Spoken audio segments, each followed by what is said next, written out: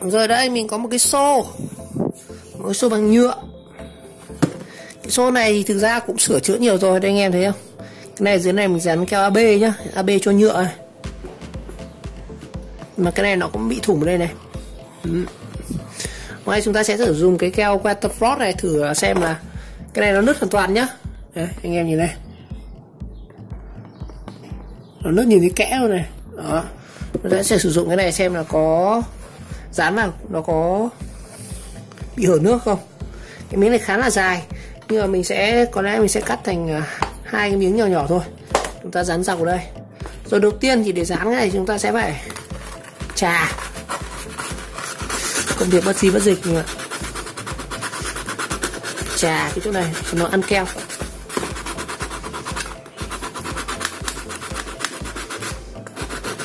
Đó, càng chà kỹ bao nhiêu thì tỷ lệ keo ít xịt càng đỡ bấy nhiêu.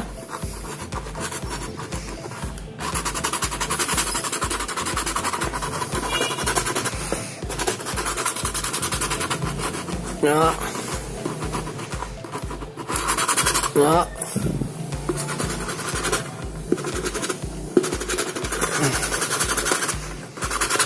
Đó nha.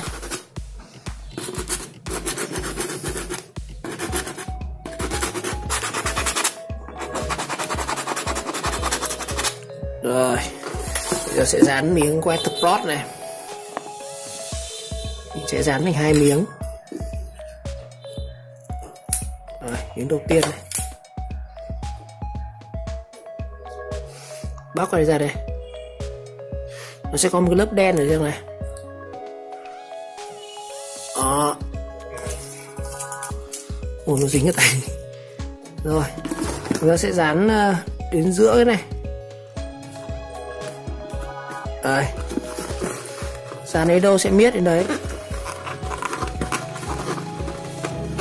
Các bạn miết từ phía trong đẩy ra nhé.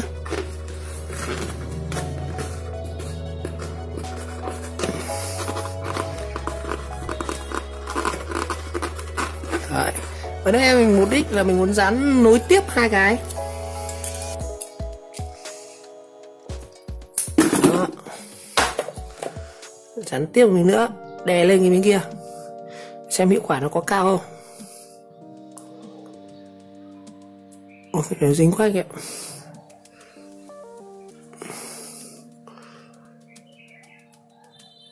Đây, bao được cái dính đen này.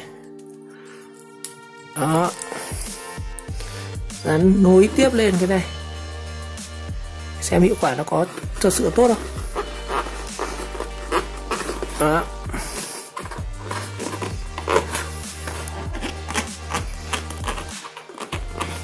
Tuy nhiên chúng ta phải dán miết đè cái này nhá. Đó.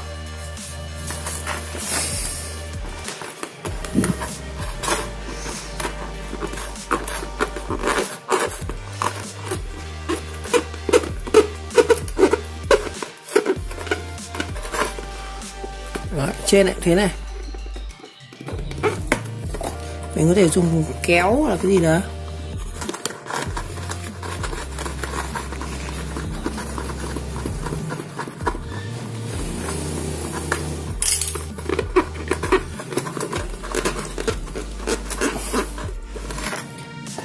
Đấy, bên trong này, mục đích cái dán này mình nhìn thấy được bên trong nữa.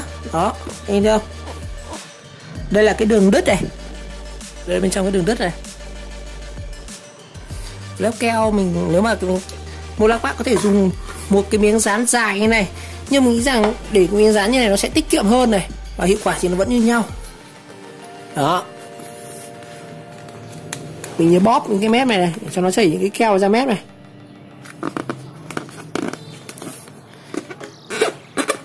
Mục đích đẩy từ trong đẩy ra ấy.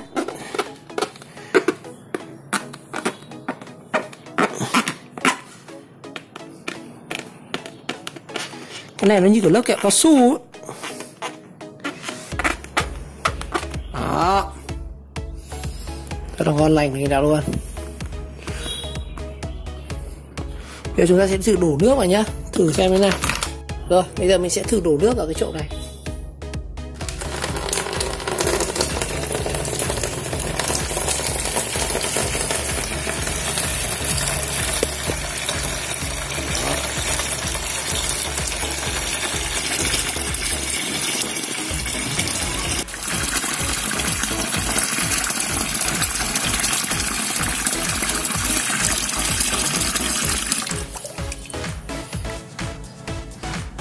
xem là cái này nó có bị chảy nước không nhá.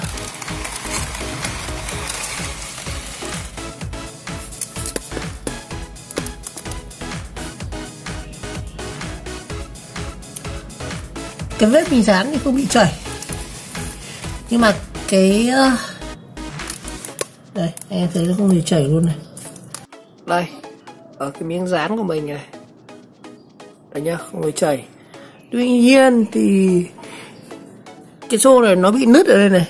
Cái chỗ này trước mình dán bằng keo AB ấy, anh thấy nước bọt nó dò ra này, thì ở dưới này nó vẫn bị thủng, nó vẫn dò nước.